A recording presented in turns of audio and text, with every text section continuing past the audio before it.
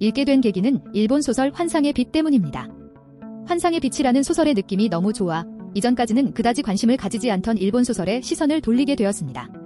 다음 일본 소설을 선택하는 데는 망설임이 없었습니다.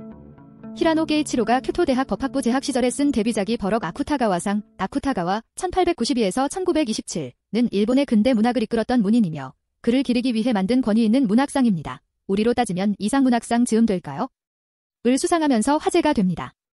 기실 무라카미 하루키는 세계적으로 인기가 있으니 논외로 하고 일본 소설에 대한 이질감, 천재에 대한 배타적 감정, 무엇보다 나보다 젊은 작가에 대한 어떠한 열등감 때문에 읽기를 주저하고 있었습니다.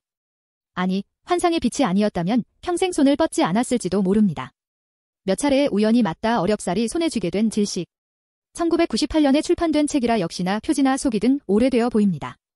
환상의 빛에서도 느꼈지만 과연 근 30년 전에 나왔던 소설, 무엇보다 민음사에서 출간되는 알아주는 세계문학들은 정기적으로 현대적 어휘를 반영하여 재번역이 되는 반면 여전히 30여 년 전에 머문 번역, 이 지금의 나에게 어떻게 와 닿을까 의문스러웠습니다. 1. 소설 속으로. 당연히 책을 펼치기 전부터 머릿속에 든 첫 번째 의문은 왜 일식일까? 였습니다. 책을 펼치자마자 약간의 거부감이 든 것은 이야기의 배경이 중세 수도원이었기 때문이다. 워낙 유명한 소설 움베르토 에코의 장미의 이름도 배경이 중세 이탈리아 어느 수도원입니다. 에코가 글을 어렵게 쓰는 경향이 있기도 하겠지만 인용되는 역사적 지식, 철학사조 등의 내용이 저에게는 무척 낯설어 초반에 포기했던 기억이 떠올랐습니다. 그렇지만 한 권인데다 장미의 이름은 상하 2권, 얄은 두께라는 자기 최면으로 엄습하는 기시감을 억누르고 꾹꾹 앞으로 나아갔습니다. 파리의 수도사였던 주인공 나는 피렌체에 보관 중이라는 어떤 책을 찾기 위해 여행길에 오릅니다. 물론 나는 당시 중세 유럽에서 이교로 치부되는 연금술에 관심이 많았습니다. 물론 어떤 철학과 목적을 가지고 있는지, 어떤 기술들이 사용되는지 같은 지적 호기심에 가까운 것이었습니다. 마침 여장을 푼 조그마한 마을에서 그는 피에르라는 연금술사를 알게 됩니다. 당연히 그는 산속에서 외따로이 살고 있었고 마을 사람들 또한 이교쯤으로 여기기에 그를 멀리하고 있었습니다. 사람들의 만류에도 불구하고 수도사인 나는 피에르를 만나고 대화를 나누게 됩니다. 어느 날 피에르를 만나러 가는 길에 피에르가 산속 깊은 곳으로 들어가는 것을 우연히 목도합니다. 피에르를 미행해서 다다른 깊은 동굴 속에서는 나는 요상한 생물을 발견하게 됩니다. 피에르가 입을 맞추고 볼을 어루만지는 존재. 그 존재는 돌에 박혀 있었지만 분명 살아 있었습니다. 이른바 안드로규노스, 덴드라저너스. 안드로규노스는 고대 최초의 사람으로 머리가 2개, 손발이 4개씩 있고 그리스어 남성, 덴드로와 여성, 가이너를 합친 단어로 두 사람이 등이 붙은 모습이라고 합니다. 플라톤의 향연에 언급이 되며 이들의 힘이 강해 신에게 도전을 하려고 하자 제우스가 그들을 둘로 쪼개버려 힘을 약화시켰다고 합니다.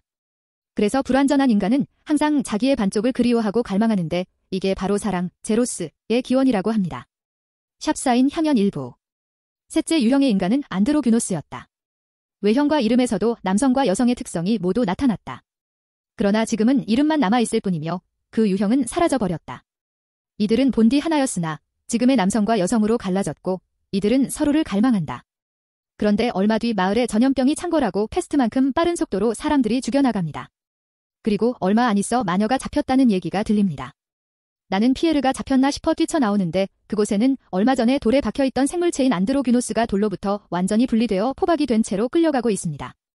재판에 회부된 안드로규노스는 당시의 법적 절차에도 꽤 시일이 필요함에도 불구하고 속전속결로 마녀로 화형에 처하게 된다는 소식이 전해집니다.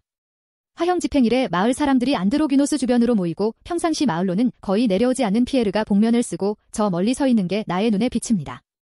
불이 붙이기 전 나무에 산채로 박힌 안드로규노스의 몸에서 피어오르는 향기로운 냄새가 마을 전체에 퍼지게 됩니다.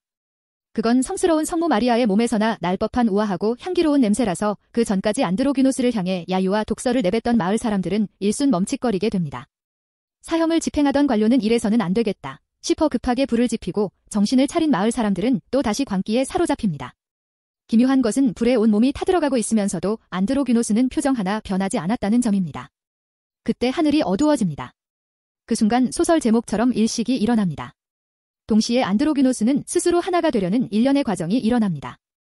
안드로규노스의 화형 이후에 피에르와 친분이 있다고 알려진 나는 집행관의 권유로 급히 마을을 떠나고 후에 피에르 역시 마녀로 잡혀갔다는 소식을 듣게 됩니다. 꽤 많은 시간이 흐른 이후에 나는 우연히 당시 집행관이었던 자크를 만나게 된다. 그는 마녀사냥이라는 명목하에 스탄 사람들을 화형에 처한 탓인지 젊었을 때의 번뜩이는 눈빛은 사라지고 언뜻 보면 알아보지 못할 정도로 변해 있었습니다. 그에게 피에르에 대해 묻습니다. 피에르는 감옥에 감금이 된 채로 죽었다고 합니다. 자크는 오랜만에 해후로 식사를 제안하지만 나는 이런저런 핑계를 대고 밖으로 나오게 됩니다.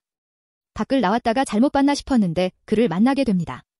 그는 장이라는 인물로 과거에 피에르의 연금술을 높이 사 피에르를 따르던 인물이었습니다.